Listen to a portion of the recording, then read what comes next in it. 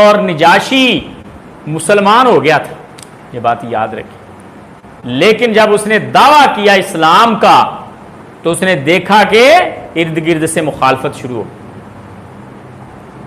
जब इर्द गिर्द से मुखालफत शुरू हुई और महल के अंदर से आवाजें बुलंद होना शुरू हो गई कि ये तुम क्या बात कर रहे हो बादशाह, उसने कहा मैं तो तुम्हारा ईमान चेक कर रहा था कि तुम अपने ईमान पर कायम हो या तुम खत्म हो गया तुम्हारा ईमान। यानी वो वापस पलट गया और ये उसकी हिकमत अमली थी, उसको महसूस हुआ। और ये हिकमत अमली बड़ी जरूरी है, ये बात याद रखें। बसा औकात लोगों की राय और इज्तमाइयत को देख के अपना मौकफ तब्दील किया जा सकता है, छुपाई जा सकती है हकीकत। बसा औकात निजाशी ने भी किया और रसूलुल्लाह सल्लल्लाहु अलैहि वसल्लम ने उसकी बात को अप्रिशिएट किया, इसीलिए तो उसका गैबाना नमाज जनाजा पढ़ाया। निजाशी का गैबाना नमाज जनाजा पढ़ाया इस शख्स का हज़रत रसूलुल्लाह ने, और यह दलील है कि वो मुसलमान हो गया था और इस्लाम छुपाया था और अल्लाह ने उसके इस्लाम को कबूल किया।